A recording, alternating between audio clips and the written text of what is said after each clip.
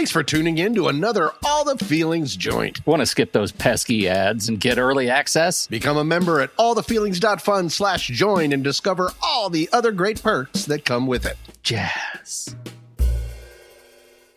All the Feelings presents Still Adulting.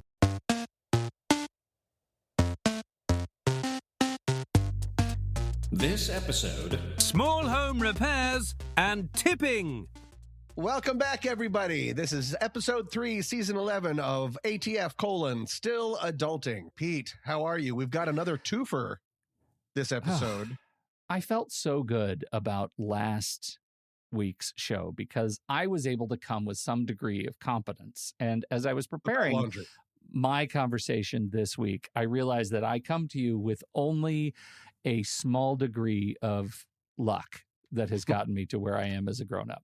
Okay. That's where we are. Wow. You want to go right into your segment so we can all share this misery together? Okay. All right. Let's do it. What the hey? Subset 1. Small home repairs. Tom, I have to establish this up front. I have in my house done real things. Okay. I have we've lived here for it's 2026. We moved in 1999. That's 27 years we're in the middle of in the same house, and it's still standing. Mm-hmm. I have replaced 3 toilets myself. Right. I have replaced 3 toilets. Stack them up. I have ripped out bathroom sinks, 3 of them, and installed new ones. And that includes faucets and something called caulk and the whole operation. I've done that. And you mean you've done it? Yes. Not like you I've called done it. someone. No. Why I did it. Wow.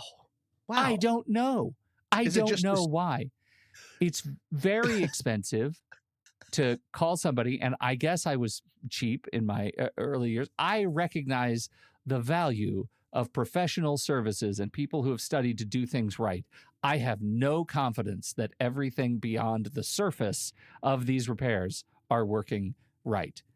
It could be a horrific subfloor disaster under these toilets. I have replaced... You're just going to blame it on raccoons? That's what I do. I have replaced deadbolts. I have replaced every light bulb in my house with a Hue smart light. That seems to be like smart lights are... That's not a rough small home repair, but I did it. Yeah. So on paper, like my small home repair resume, my CV, it looks okay. It looks like I should do this. But this is where the big and yet comes in. Like every time I start a new project, my brain treats it like it's the first day of school. Sure. There's like no muscle memory. There's no swagger. There's just me standing in my bathroom watching a YouTube video made by a guy named Dale who has never, ever doubted himself. And I'm thinking I'm going to flood my house. That's what's going to happen next. Where do you stand on home repairs? Nowhere. Nowhere. Right. Okay. Well, I mean, part of it is because I live in an apartment. And so that's someone else's job. But, well, is that the right thing to say? I mean, it's supposed to be, that's part of the agreement, is I'm giving them money. And then when things break, they will come fix them. But I like kind of save them up. Like I have at one point, I always have at least 2 to 3 little dumb things that I've done to my own apartment, but I feel bad having someone come to fix it. For just one. Yeah. So I'll put in like 3 and they'll be able to spend like an hour and a half instead of 10 seconds. Yeah. But like right now, I know that there is a light fixture that has come sort of slightly, not a light fixture, but the cone that keeps the light inside the house. Yeah. I don't know gosh. We're back to like talking to mechanics. Has come off when I was. What are we talking about? What? Say it again. What is the thing that you're talking about right now? The cover that you put over the light bulb, so it doesn't look just like an exposed light bulb. That in fell the out. Ceiling, like in normally it would be what we call a shade, but that's a glass piece. That's the one. That's the one that fell out. And in my restroom, one of the toilet paper holders is just slowly coming out of the wall. And I tried to screw it back in because, I'm a real handy guy, but it's stripped, obviously. Yeah. Like it just goes around and around and around. And so that's a problem that is just slowly happening. And I'm just letting it sort of slowly happen. I don't have a good, here's what I wanted to ask you. Sorry, before I forget. Because I have not watched a lot of fix it yourself YouTubes. I've done it once for a car thing when I replaced a brake light, and I thought I was God Superman. among men. Yeah. Oh my God. Are small home repair YouTube videos like recipes where they talk about how this toilet fix saved their marriage and it just goes on and on and on, or do they get right to it? As you can imagine, it is, and how do you know? There's a wide swath of kinds of home repair videos. So you have to just watch a bunch of them to find the handyman channels that really work.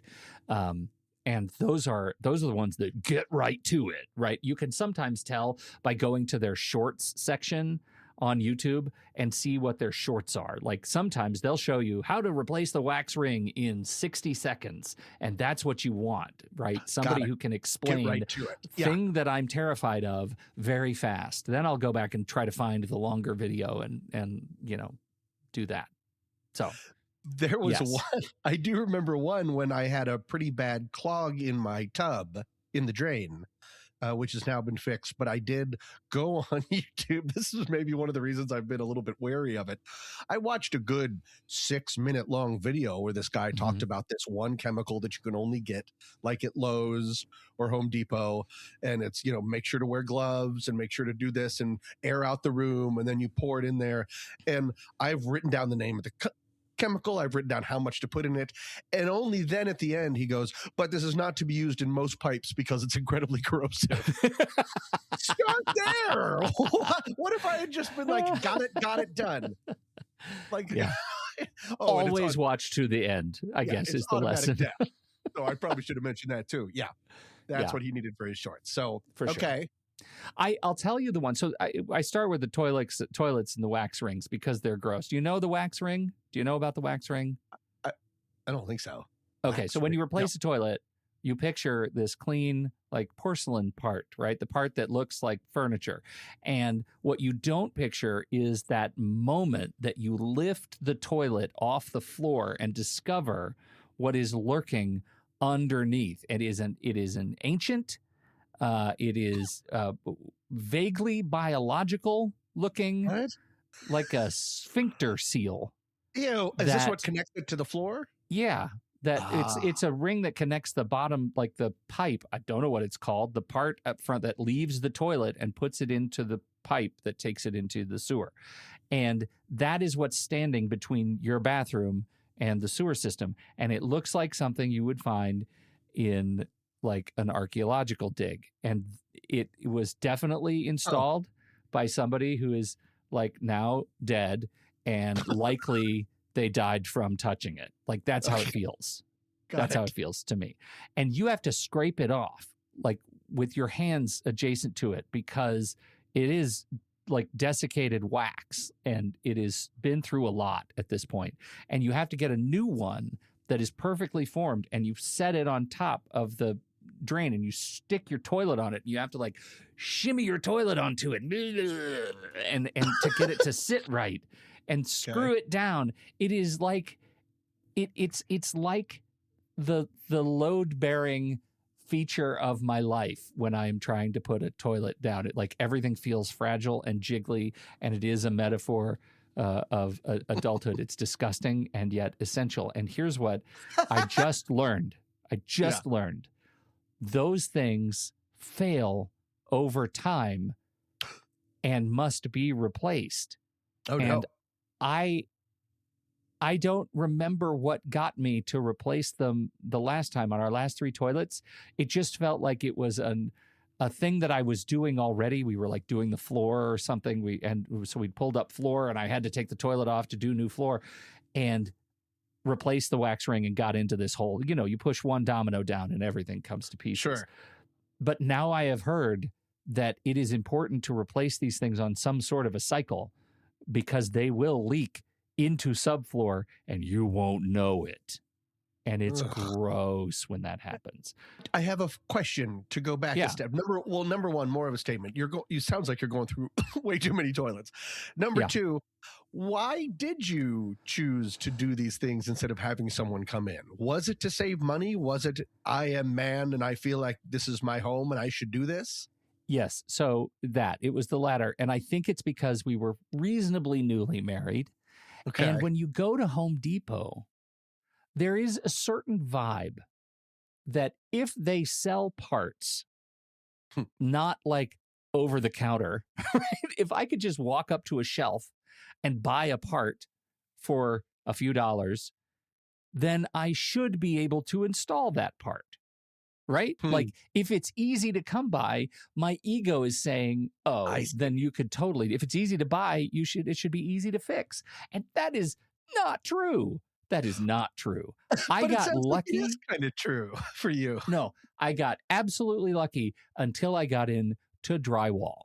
Drywall is a very different specialty. Okay. Electricity is a very different specialty. And so I feel like plumbing was a way to kind of get into it. And I feel like plumbing in my little domestic bliss, I can see where things are leaking. I know how to use plumber's tape and seal leaks. I can do that because I can see it. But the stuff I can't see, the stuff that is kind of foundational to the walls and the home, I get very, very scared. So very scared are you worried that you are living in a time bomb? Like that things are going, that all of your like handy dandy, I can buy it so I can make it things are all just here's going another one. We have, we have temperature swings, massive temperatures. So here's an example of one I've never done. I've never done myself.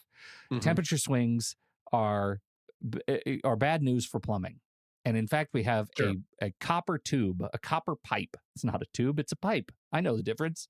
That runs along the uninsulated rim of the inside of my attic above the garage down to the exterior hose bib. It's called a hose bib. And that provides the hose where you could attach the hose to the house to get water.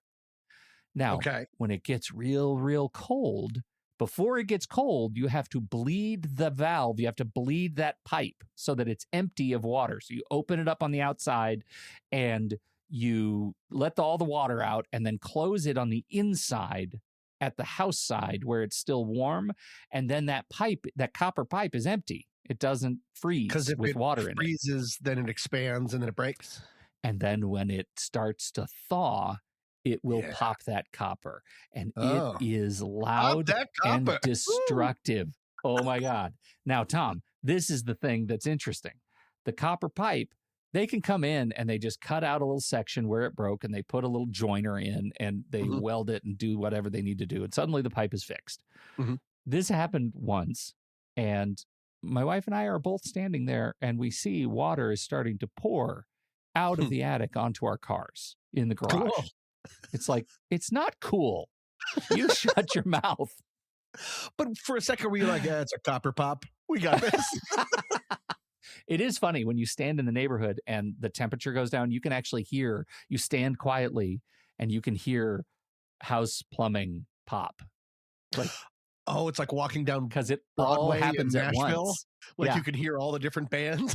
Yes, that's what it is. Because it all happens at once. And if you didn't bleed your valves, it's going to happen to you. So it's happening. And I didn't know how, this was very early, and I didn't know how to turn everything off. And so my wife called our friend, aptly named Tommy, another Tommy, who is in construction. And she's talking to him and says, how do you do this? And his words, you know what he said? The most humiliating thing that's ever been said in my presence. Oh, no. Well, where's Peter? Oh, no. Yep. I was standing right there and I didn't know what to do. Yeah. And so I learned a lot that day. And when we went up in the attic after things dried out, you could see there were like 9 different joints on that copper pipe. This was not the first time it happened. And I was not the first person it happened to in our house. And that's a thing where plumbing is too far. So that's the kind of home repair we're talking about, like these tiny home repairs where I may be able to do the thing correctly and still I end up feeling like a fraud, because as soon as somebody comes in who really knows what they're doing, they just show that it's artwork. like it's incredible. The drywall is the thing. Like I thought I could do drywall. You just go and you get a sheet of drywall and you get a little knife and you bend it back and forth and you put some putty and tape and smooth it out. There is so much more into it than that. I bet. Oh my God. These guys come in and in 15 minutes they have the place taped up, like hermetically sealed because of the dust. Wow. I didn't consider the dust. I was just breathing it in. No, it is the absolute worst. So that's where I've learned that if I want to feel good about something that I do in my house, it has to be at the level of light bulbs. You mean don't go chasing waterfalls? Right. Please stick to the light bulbs and the hose bibs that you're used to. Yep. Light bulbs and hose bibs. That's about where it is. And so I really feel like I've gotten there. Now, I still do. We've pulled, you talk about the toilet dispenser in the wall. We've done this a number of times. That makes it sound like that's why you have so many toilets. You just have There's toilet dispenser. Cling, and just another toilet pops out of your wall. Jesus, Pete. No wonder I those are not so many supposed to be wax seals. disposable. Yeah. So we've pulled towel racks out of the drywall. Mm-hmm. And at one point, the last time around, I installed a new one and I was very frustrated by it. And so I thought, this is it. I'm just gonna, I stuffed the wall with paper towel or something. And I filled it with a bunch of putty and I just filled it and hoped it would dry hard enough that I could cover it and pretend it never happened. And then when I found a new place and I put the towel rack in and I used a bunch of like epoxy I screwed it in and filled it all with epoxy. And that turns out was a large mistake because it invariably fell out of the wall. But instead of falling out cleanly from the screw holes, it took a giant chunk of drywall out of the wall on both sides. So we end up with these huge holes in our bathroom. Perfect. And I end up ostriching. So I'm sitting there. We use the toilet day in, day out right next to this area. And I'm just looking to the right. And there are two giant holes looking straight into hollow wall. And eventually I just can't see it anymore. It's just there. And it's just a part of you now. It's just a part of me now. Eventually it took years, but eventually I fixed it. Again, part of my domestic treaty with my wife, we probably did some sort of a trade that was worth it to me. And she said, you have to wake up and fix these holes. And you know what? I did it properly and I was able to fix it and it looks good. I painted and everything. Oh, wow. And so I did it, but I still feel like an absolute idiot. Sure. And I go into the spiral.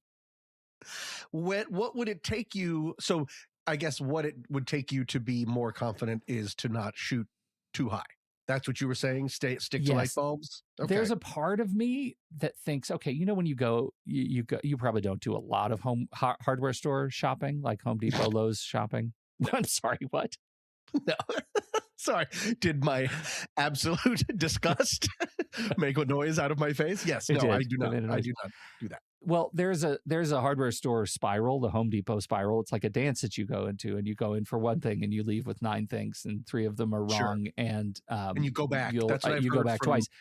Yeah, it's not good. It's the circle of life, and just speaking as an aside to toilets, every one of the 3 toilets that I have repaired, I have gone back for separate toilet seats that were the wrong shape and then the right shape but the wrong color, every time.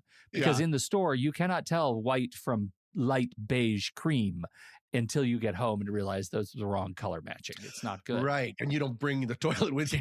No. Toilet wax ringed to the floor.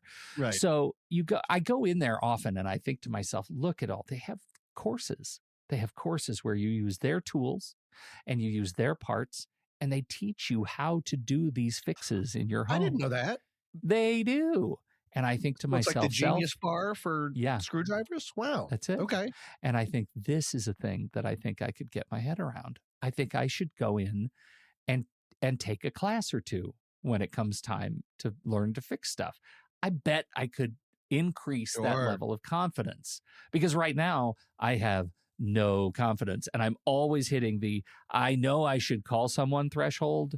Yeah. And it's on that spectrum. And depending on my mood or confidence, I could hit that early. I could hit that very, very late. Right now, because of all we're dealing with in our house and ripping off the back of the house, I know there isn't a single thing I can contribute beyond just making sure insurance pays the bill. I am a non-contributing zero beyond being in the way. But I'd like to see eventually maybe some things improve. That'd be cool to take a class like that. Yeah. Is the class called Where's Peter? Where's Peter? A study in competence? Find Peter. He's hiding in a shelf somewhere in this Home Depot. You have to find him. We're going to find him like a hoarder. Yeah, here's the Find My app of Peter's confidence. Will tell you what section he's in, and it turns out he's always just sniffing paint. He's just always sniffing paint under a looking for an out. Toilets. Yeah. He's sitting next to the paint shaker and just holding on for dear life. It's the only thing that makes him feel alive.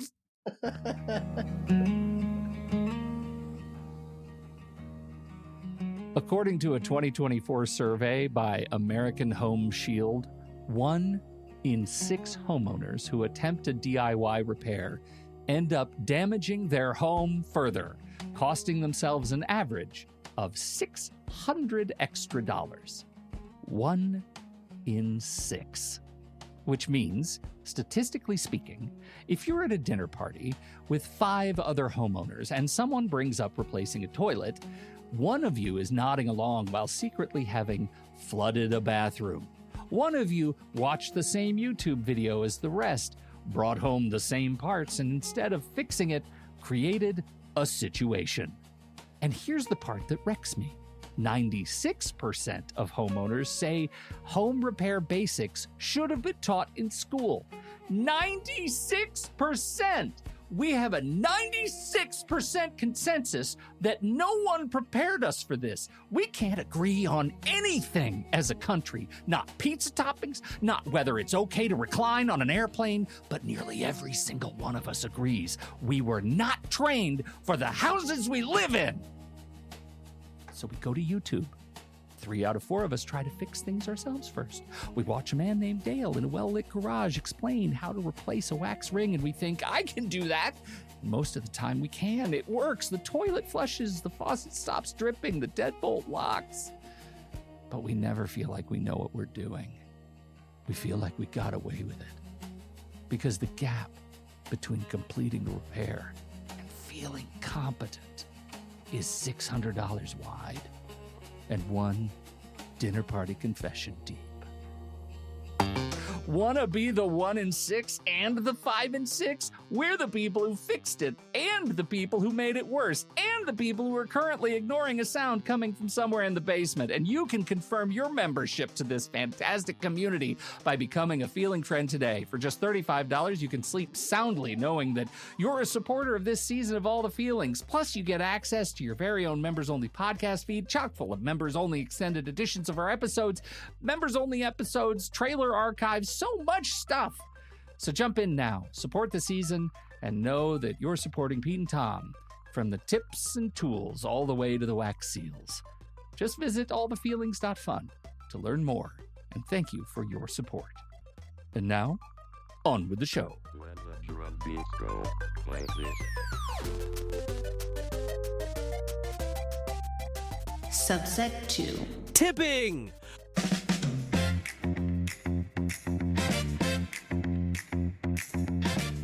And now, welcome back to Tipping Around the World, the only game show where gratuity is the point. And we're going to be introducing our first contestant, Pete. Say hi, Pete. Tell us a little bit about yourself.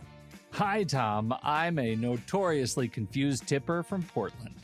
Fantastic. Well, we're not going to be talking about Portland. Okay, now I'm becoming a morning DJ. Hold on. It's Maniac and the Fuzz. Okay, here we go. I have just a list of some different, because my topic, spoiler alert, is going to be about tipping and tipping culture. I wanted to know what tipping was like around the world, and I think you'll know some of these, and some of these you might not. Okay. And because we're talking about tipping, I would like to put a wager on it. I know that's not how tipping works. I have 1, 2, 3, 4, 5, 6, 7, 8.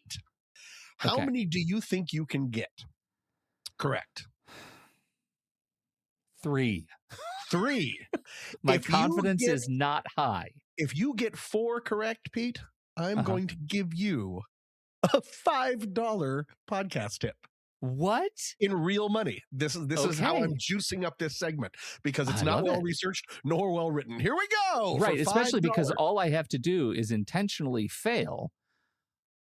Oh, No. no, it's the other way around. I the have to other get 4. You have to get one more than you thought you would get. Yes, That's how it was okay. going to work. Yes. All right. Okay. I like that. This first one, I think you're going to know. So, what is the basic, and pretty much what we're talking about is this a culture that tipping is encouraged or discouraged? Okay. That's pretty much what I'm looking for. 50-50. Okay. The first one, I'm going to give you a layup because I think you know it. Japan. Discouraged. Correct. It's not just uncommon, it's considered embarrassing and awkward. Exactly right. You got one. Here we go. We live in the wrong place. I know. Egypt. I think encouraged. Very encouraged. It's called baksheesh, and it means a tip or charitable alms for the poor. And they will even say, and it doesn't even have to be poor. They're saying that for service workers, it's very encouraged. And they will say, now, like they will hold out their hands. I'm ready for you. Yeah. Here we go. China. Oh, I'm going to say discouraged. Oh, Pete, you were on a roll. Correct. Okay. One of the tenets of China is all people are equal and none is a servant to another. And so tipping makes it seem like you have superiority over them. Yeah. And so it's considered taboo. All right. Australia. Oh. Well, I think probably encouraged. No, that's why I gave you that one. It is not expected nor encouraged. Okay. And I'm going to go ahead and throw New Zealand. It's a little bit more same thing, but it's in New Zealand, it's strictly merit-based. There's nothing. It's what tipping culture should be, meaning you did such a good job. I want to give you a reward versus it being baked into the system like it is. Okay. It's not like it's very rare. Like the automatic, you're going to give 20% on this transaction just because you used a credit card. Right. Okay. So I have 2 more for you. I'm reducing my amount. And so you have 2 more options. You have to get one of these correct. Okay. And then you win 5 podcast dollars. Okay. Here we go. South Korea, not North Korea, where everything is discouraged. South Korea. Discouraged.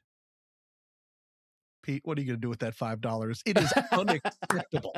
Service workers will actually see it as rude. You're exactly right, Pete. Not bad. I have to tell you, Tom, that's a little bit of a gimme because I used to live there. Wait, I thought you used to live in Japan. That's why I thought that was a layup. You used to live in... Oh, no! I shot myself in my own game show foot.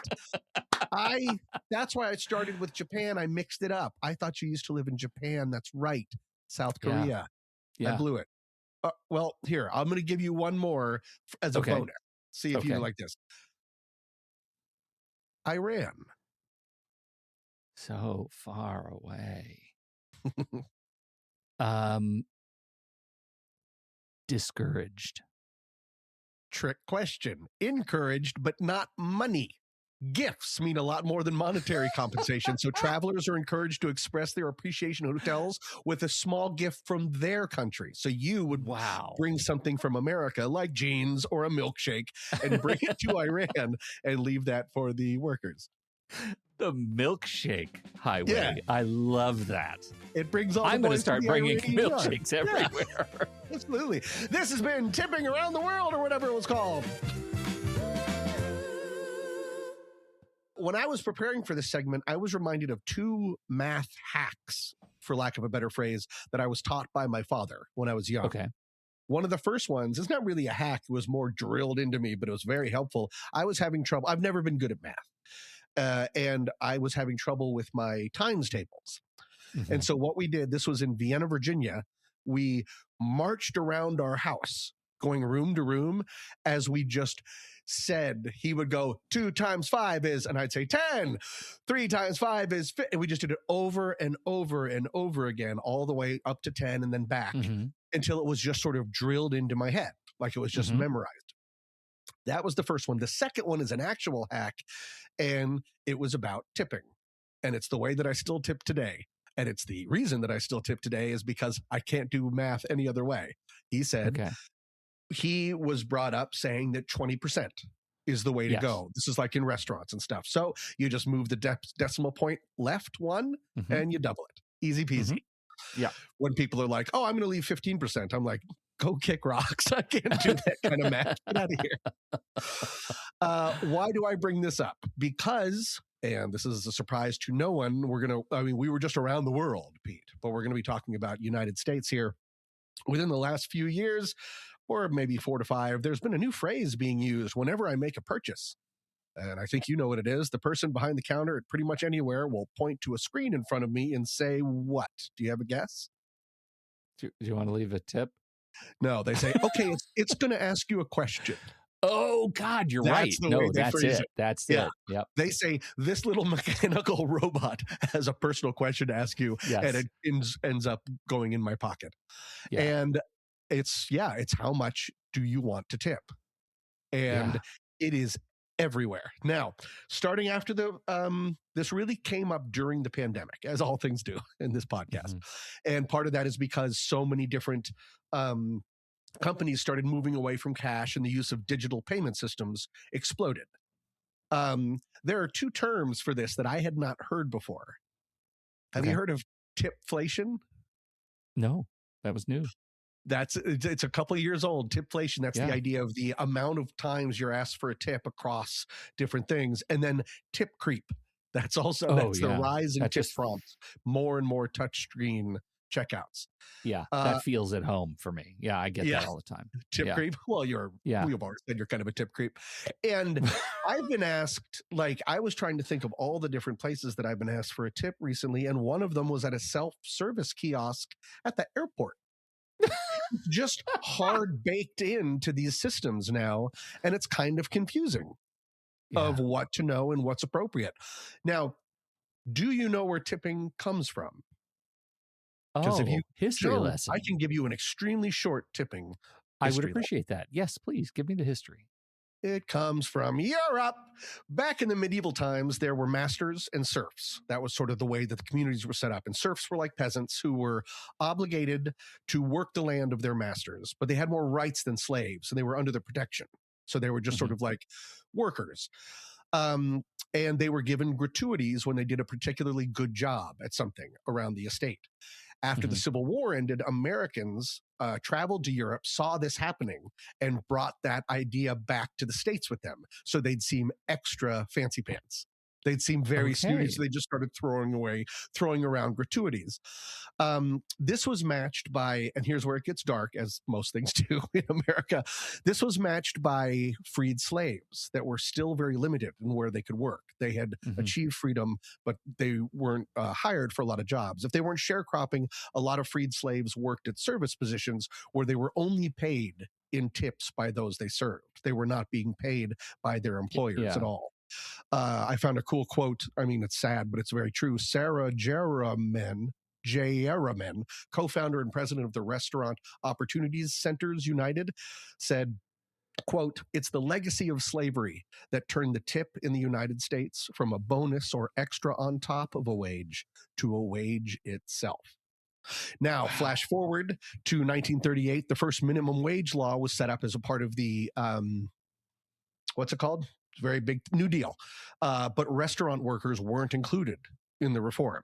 And employers were only required to pay tipped workers a wage that would add up to the federal minimum wage when combined with tips. So it helps employers, it helps restaurants. It doesn't necessarily help the workers.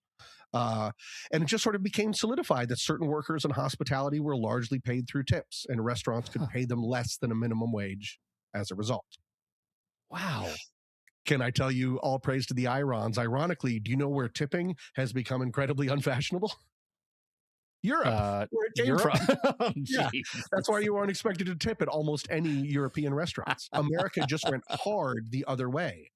And as I said, during the pandemic, it just exploded because we moved away from cash, replaced it with digital transactions, and the tip ask just came along for the ride. And it helps more than just the workers, because a lot of times when you are using that tip function on that digital transaction, that company is getting a very, very small piece of it. So you're just tipping all the way up. Oh my God, that's awful. There's an enormous amount of completely cashless restaurants and coffee places here. Is that the same in Portland? Oh yeah. Like California, like everything new that is opening up is just cashless, or like Apple Pay, stuff like that. Yeah. That's interesting. So I guess I'm conflating those things. My experience is all I use is, cashless. Right. But I actually don't know if I have an option to go in and pay in like nickels. I'm talking about they don't have cash registers. There's not a cash register in any of these places. There's just the screen. Yeah. Interesting. Yeah. And that's become, and it's probably, to be honest, I mean, it probably is attractive for a couple reasons. One of them, safety. Yeah. You can't steal beeps and boops from a computer, I don't think. Or maybe you can. Right. But yeah, there's just not cash on hand. And there's whole supermarkets that are opening up that are cashless, that are just cards. Yeah. I don't have, is Ralph's that way? Would you know? Oh, Pete, I know everything about Ralph. No, it's not. It's a trade system. You have to I'll buy lunch meat, but I have to give them like a chicken that I've been raising or something. It's very, very colonial. It's pretty exciting. Very colonial. Yeah. You've got to replenish the stores. Yeah. So where are we now? I mean, there's no real huge answer to this. There are etiquette people that have suggestions, but I used to know how and when to tip. Bartenders, servers, my haircut person. Yeah. But should I be tipping a barista? Someone at a restaurant? When I go to a restaurant and pick up food, no one has delivered it to me. I'm supposed to tip that person who's behind the counter? Yeah. Right. Here's the thing I struggle with. Is it so much that what are you tipping on in that condition? Are you tipping the fact that you drove over there and picked it up, or are you tipping the fact that, hey, people still made it and packaged it, right? Maybe the bringing it to the table is the last step and the smallest step of everything else that goes into making your meal. Right. And the tip represents your awareness of that. I don't love it because it just I don't see a way out of tipping culture, because we have too long said that restaurants are just a hair's breadth away from insolvency on any given day. And tipping is the only way that they can survive. That's the logic that's in my head. I don't know how true that is, but that's the logic that's in my head.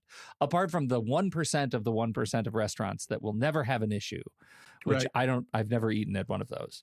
But what I know is that these are industries that say, look, tipping is the only way we can stay in business. So that seems to be the handcuff of tipping to us heretofore into the future. So my assumption is, if there's a tipping screen and there's a human being standing behind it saying, now it's going to ask you a question, I'm pretty much always going to tip. I know. And don't look over the fact that they're standing right there. They're going to know. They can see what if you hit skip. You used to be, you'd sign something, make a little note, and then you'd put it inside this little case and leave it on the table and run. And run. Yeah, you just chew and screw and you're out the door. Right. But instead, now they're looking at you like, not tipping them. It's impossible. And when I was young, the term was spitter. And that was a thing you never wanted. You always wanted to pay after the food was brought to you, because if they see you not tip, then I low-key still have it in my head that somebody's going to spit on my burger. Yeah. That's why I've talked about it before, but my late grandparents would constantly, one of their ways to, I guess, feel in control or powerful, would constantly send back food at their club, constantly. And I'm like, it wasn't that great to begin with. What's it now? What are you going to get back? Yeah, this is not soup. And everything you're saying is about restaurants is true, but maddening. Like, I know it's so idealistic and overly optimistic in a capitalist society, but and it's a cliche, but everyone should just be paid a livable wage if they work hard. And if your business can't afford to stay in business, if you pay your employees that, then you don't have a viable business. I kind of think the same way of like when businesses started going under after a month of the pandemic. You don't have enough flash cash to stay open for a month. Yeah. Were you really a business? Like, that is not a functioning business. Yeah. And I also know that I don't know what I'm talking about. I'm not a business owner, but it just feels like if there's not any margin, then what are we doing? Yeah. Right. I think about it like when I do business with companies like Tom Bin. Have you ever heard of Tom Bin? No. Tom Bin.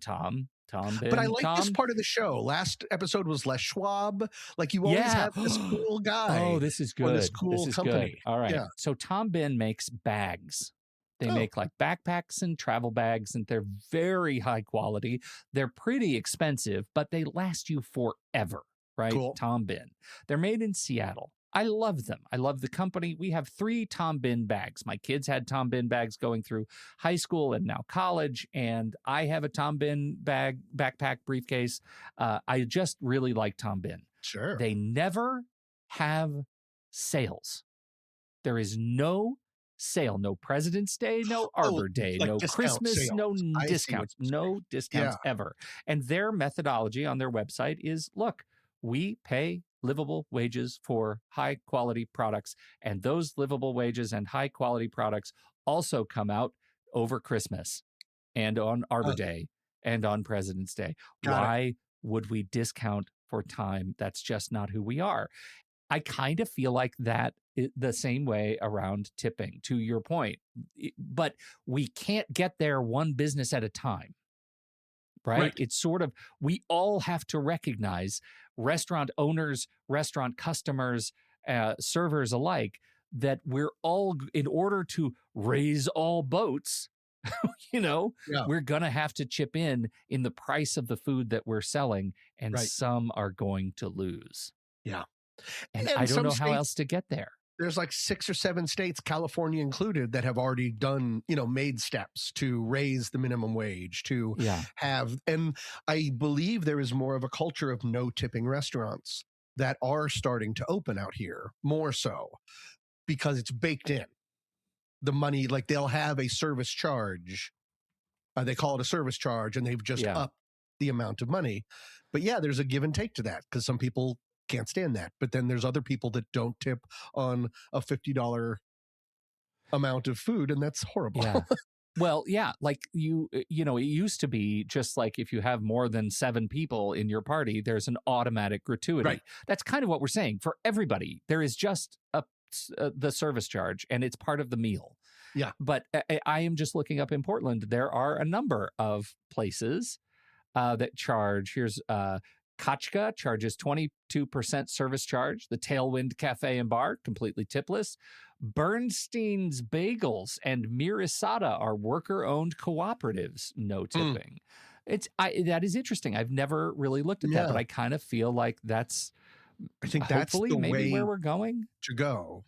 And because I don't think, because it's not like we're all going to go bankrupt. It's going to be spread out among all of us. That little bit of service charge. And if everyone can pitch in a little bit, it'll make it work. But do you know what the taking a lot of control out of people? Yeah. You know what the tip is being replaced with, Tom? What?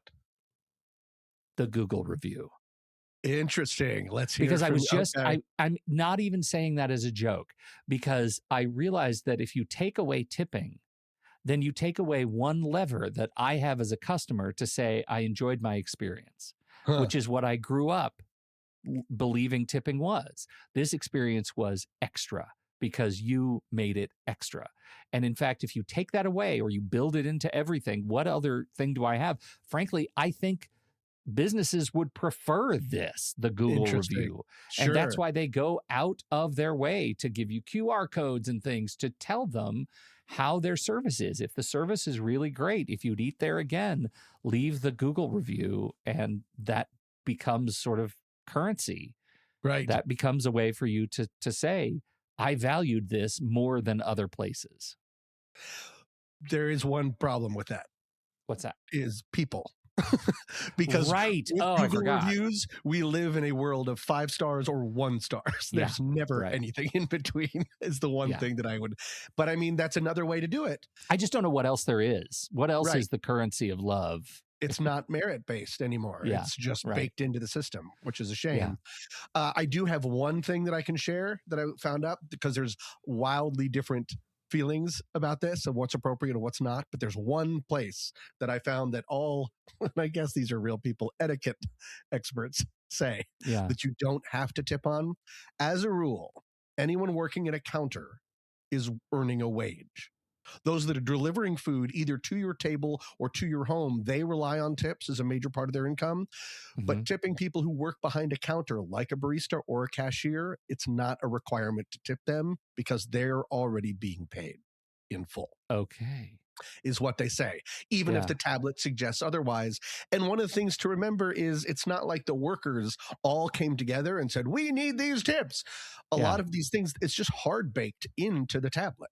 It's just how the system works, because it made sense for restaurants and it doesn't make as much sense for self-serve kiosks at airports, but it's just there.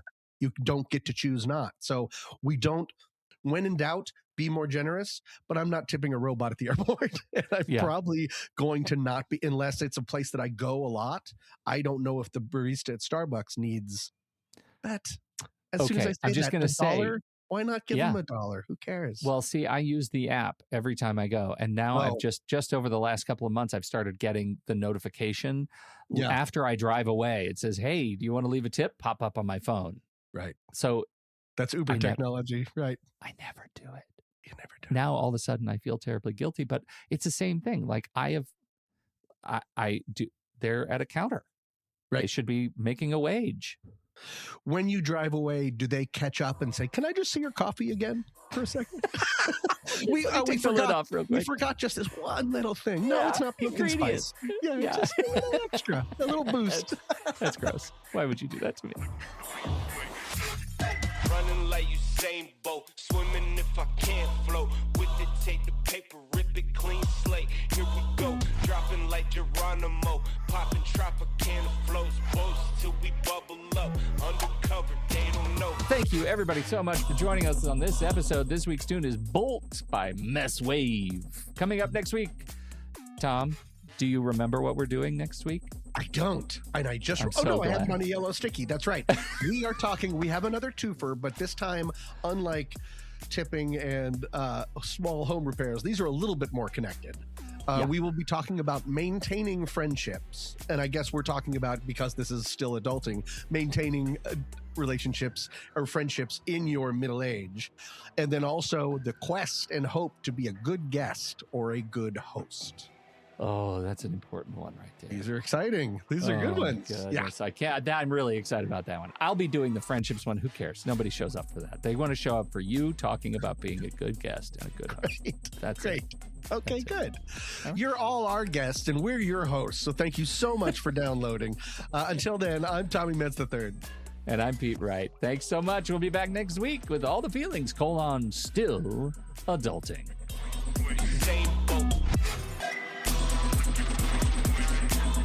Running like Usain